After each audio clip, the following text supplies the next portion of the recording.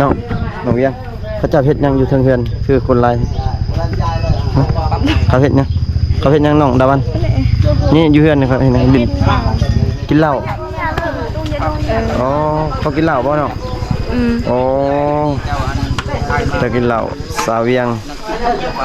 สาวงามในหมู่บ้านพี่น้องมาเจอสาวงามอีกแล้วพี่น้องเอ้ยสาวฝรั่งที่นี่เนาะ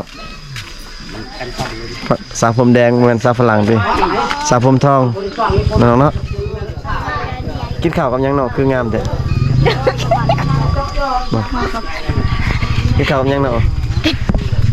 ฮะกินข้าวยังเนาะข้าวแจ่วปะเนาะกันเพิ่มเบิ่มกินข้าวกับแจ่วเนาะยังงามนะน้องเนาะกินข้าวกับอาหารนี่โอ้งามเลย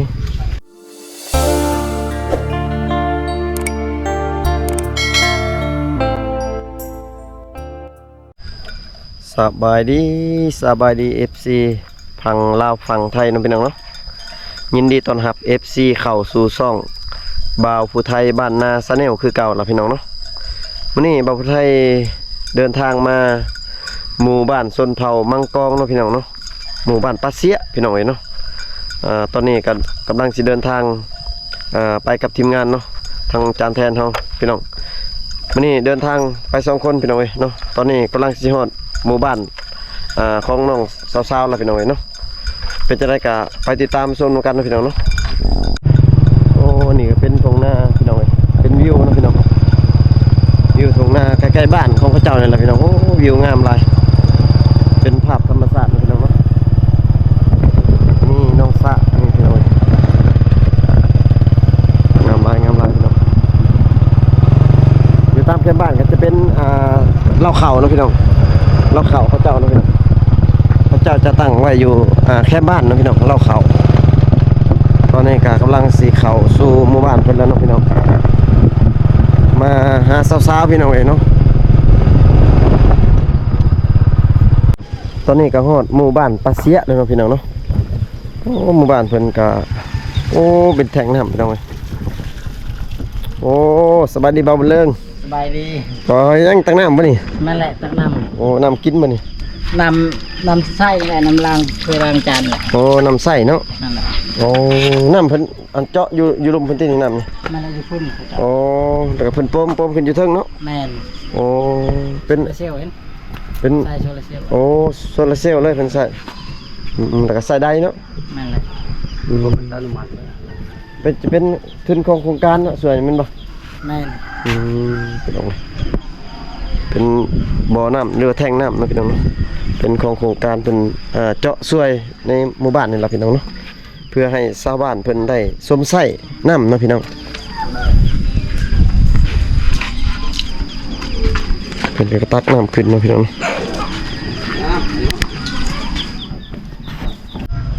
ตอนนี้บ่าวไทยกำลังสิ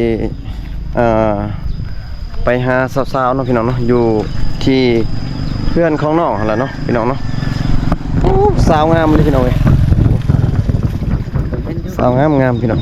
ไม่แต่ผมงามสาวบ้านนี่พี่น้องเอ้ยเนาะหมู่บ้านนี่ก็เป็นหมู่บ้านที่ใหญ่อยู่พี่น้องเอ้ยแต่ว่าบางหลังคาเรือนก็น้อยเนาะเป็นสลายจะเป็นหลังคาน้อยๆเนาะพี่น้อง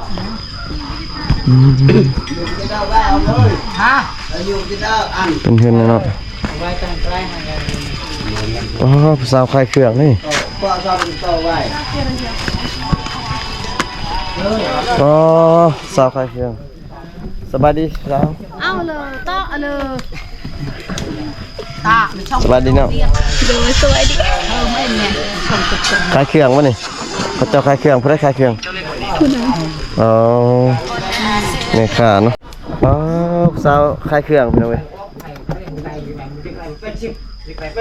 สต๊ะคลายเครื่องบ่สต๊ะด่วนเลยฮะสาวยังเนี่ยทางสาวฝรั่งเขาสาวยังแบบตัวมันนี่งามเป็นพิเศษเลยพี่น้องเอ้ย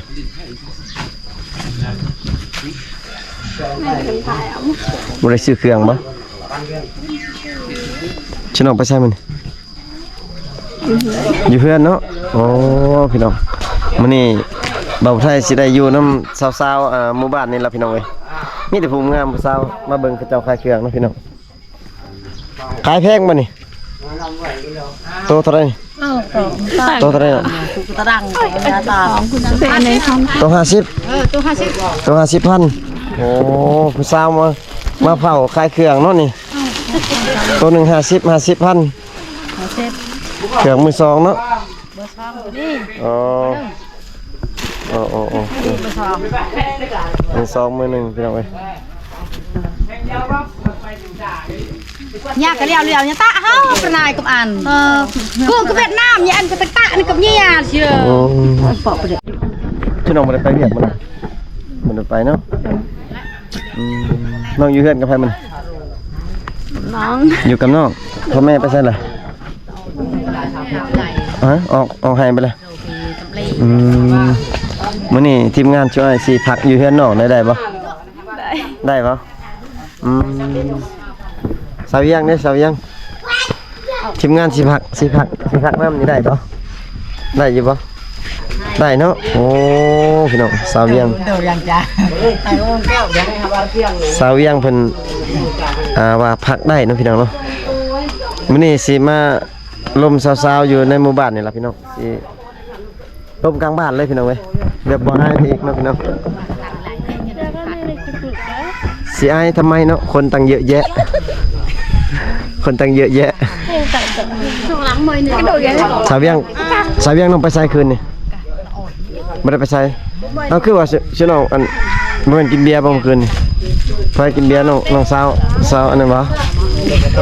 สาวโต๊ะบ่สาวโต๊ะกับไผกินเบียร์คืนนี่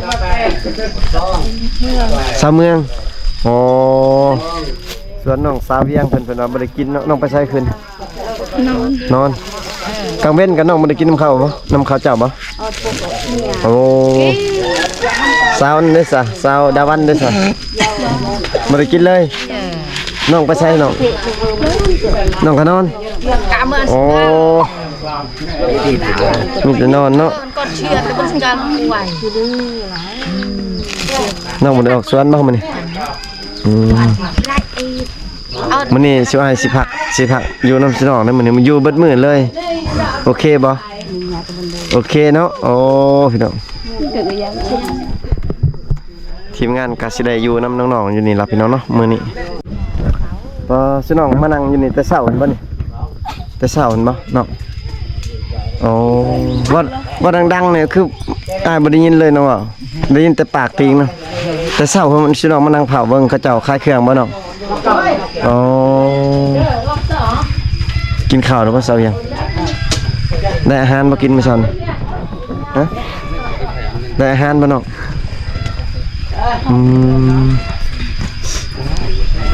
พี่น้องมีแต่ภูงามพี่น้องเอ้ยสาวชนเผ่ามังกรพี่น้องสาวดาวันแล้วก็สาวเวียงพี่น้องกับสาวน้องสาวโตะพี่น้องมีแต่ภูงามนะน้องเนาะมีแต่ภูงามพี่น้องพาไปหาเก็บหอยเด้อมื้อนี้พามาเก็บหอยสอนปลาได้บ่ได้เนาะไกลบ่น้องไกลบ่สิน้องพาไปไกลบ่ทางใดสิเบิ่งทางใดอ๋อน้องเพิ่นน่ะสิพาไปสอนหอยแล้วก็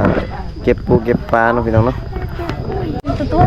น้องเวียงเขาเจ้าเฮ็ดหยังอยู่เทิงเฮือนคือคนหลายเขาเฮ็ดหยังน้องดาวันนี่อยู่เฮือนนี่ครับเห็นดินกินเหล้าอ๋อเขากินเหล้าบ่เนาะอ๋อจะกินเหล้าสาวเวียงสาวงามในหมู่บ้านพี่น้องมาเจอสาวงามอีกแล้วพี่น้องเอ้ยสาวฝรั่งที่นี่เนาะสาวผมแดงเหมือนสาวฝรั่งดิสาวผมทองน้องเนาะกินข้าวกับยังเนาะคืองามแท้กินข้าวกับยังเนาะฮะ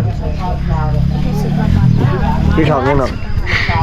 ข้าวแก้วปะเนาะกันเพิ่ม อ๋อ เบิ่ม กินข้าวกับแจ่วเนาะยังงามนะน้องเนาะคันกินข้าวกับอาหารนี่โอ้งามเลยงามกว่านี่นะพี่น้องเอ้ยคันว่ากินข้าวกับอาหารเนาะคันกินข้าวกับแจ่วยังงามกว่าซ้ำนี่นะพี่น้องเอ้ยโอ้ซ้ำนางฟ้าตกลงมาจากสุดินทร์พี่น้องเอ้ยคุณบ่าวได้มาลิ้นน้ำบ่คืนฮะบ่มีโอ้คิดว่ากินเบียร์เมาแล้วกับผู้บ่าวมาลิ้นน้ำบ่มีเนาะคิดว่าน้องสาวเพิ่นงามพี่น้องมื้อนี้ทีมงานว่าสิมานำอ้ายกับผู้หนึงยังบ่ได้มานำซับเพิ่นคาเวียเพิ่นว่าสิมานำอยู่เพิ่นเห็นคลิปอ้ายลงเพิ่นโอ้สาวงามเพิ่นเลยสิมานำ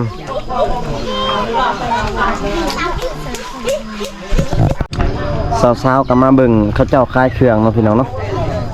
พี่น้องมาเบิ่งแต่เช้าเพิ่นบ่น้องพี่น้อง3สาวนี่อยู่เฮือนใกล้กันบ่น้องใกล้กันบ่หรืออยู่ใกล้กันเฮือนใกล้กันบ่เจ๊กันบ่โอ้ใกล้กันเนาะเพื่อนน้องเท่าใดน้องเพื่อนน้องเท่าใดโอ้ทางนี้ได้พี่น้องเพื่อนเพิ่นเนาะทางนี้เนาะเพื่อนน้องสาวโต๊ะเนาะพี่น้องเนาะส่วนเพื่อนน้องสาวยังเท่าใดน้องเพื่อนน้องเด้ไกลบ่น้องบ่ไกลไปเลยเนาะโอ้พี่น้องเอ้ยเนาะเดี๋ยวจะน้อยพาช่วยไปเฮือนน้องได้บ่ได้เนาะแบบสิไปอยู่2-3 มื้อเลยได้บ่ฮับบ่น้องอยู่หลายมื้อได้โอ้ถ้าว่าอยู่หลายมื้อนี่เป็นลูกเคยแท้ๆเนาะเป็นได้บ่น้องเป็นได้บ่ลูกเคยฮะน้องเวียงเป็นได้บ่เอาอยู่เป็นลูกเคยเอาบ่ทีมงานสิเอาเป็นลูกเคยเอาเนาะพี่น้องสิได้เป็นลูกเคยอยู่บ้านนี่ล่ะทีมงานเฮาเนาะทีมงานเฮาก็มา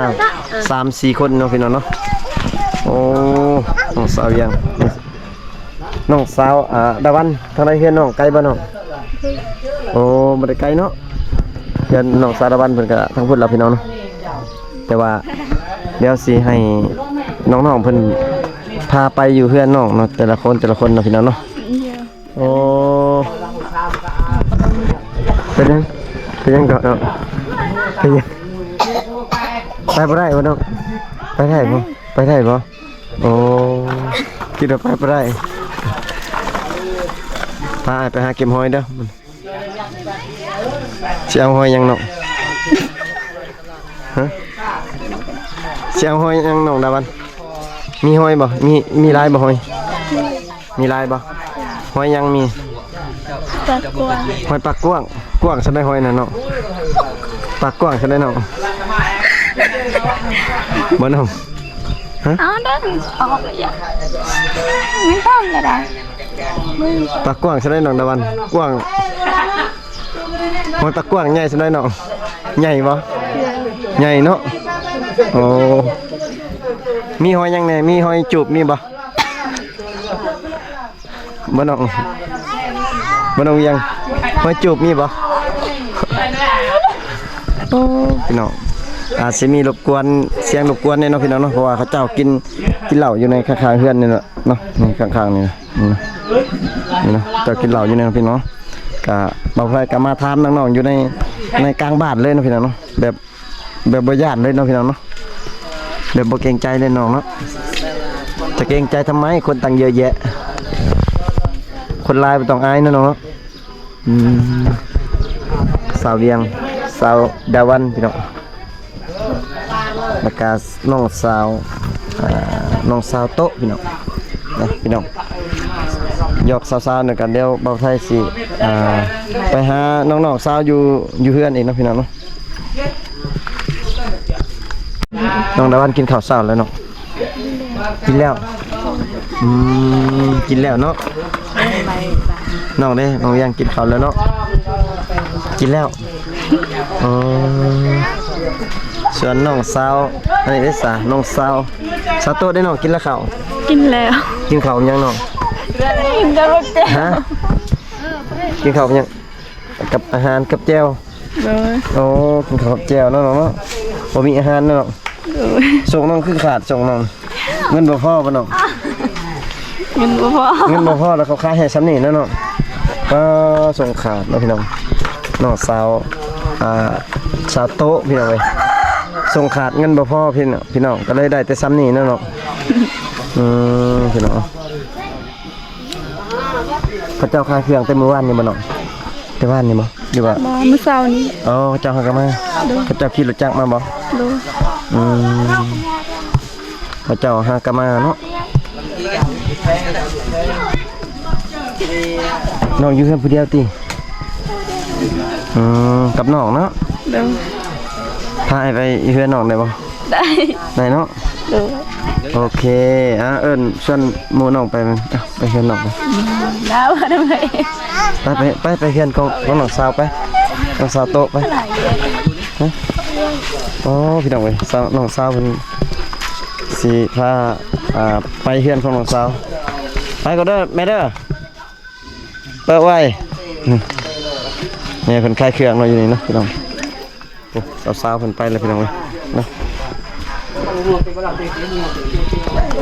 อันนี้ก็เป็นหมู่บ้านของน้องๆเนาะพวกน้องสาวเวียงพี่น้องเอ้ยแล้วก็น้องสาวโตะเนาะพี่น้องน้องสาวเมืองน้องสาวดาวันพี่น้องเอ้ยเนาะที่บ่าวไทยเคยมาถ่ายหั่นล่ะถ่ายเมื่อก่อนนั่นล่ะพี่น้องเนาะเดี๋ยวบ่าวไทยสิพาเลาะๆเบิ่งในหมู่บ้านนี้เนาะพี่น้องว่าใหญ่หลายปานใดเนาะพี่น้องนี่ก็เป็นหมู่บ้านของน้องสาวเนาะพี่น้องเนาะเดี๋ยวบ่าวไทยสิพาเลาะๆเบิ่งพี่น้องนี่เป็นหมู่บ้านนะพี่แต่ว่าเขาเจ้าจะออกให้เบิดน้องพี่น้องออกสวนเบิดพี่น้องเพราะว่าเขาเจ้าบ่อยู่บ้านเนาะพี่น้องสัตว์ลายนะพี่น้องหมู่บ้านนี้เนาะงัวว่าเป็นงัวเป็ดไก่เนาะลายพี่น้องแบะเนาะลูกเป็ดพี่น้องจิ๊บแบะงัวนะพี่น้องหมู่บ้านนี้กว้างใหญ่เนาะพี่น้องแต่ว่าเป็นราคาน้อยๆเนาะสไลด์มันเป็นราคาน้อยพี่น้องเพื่อนที่ยังบ่ทาวรปานใดเนาะพี่น้องเนาะ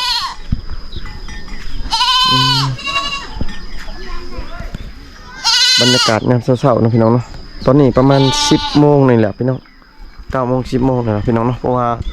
เราไทยเดินทางมาแต่เช้าเนาะพี่น้องเพื่อสิมาหาน้องสาวสาวเวียงเนาะพี่น้องแล้วก็3-4 สาวล่ะพี่น้องที่เราไทยมาถ่ายแล้วเนาะ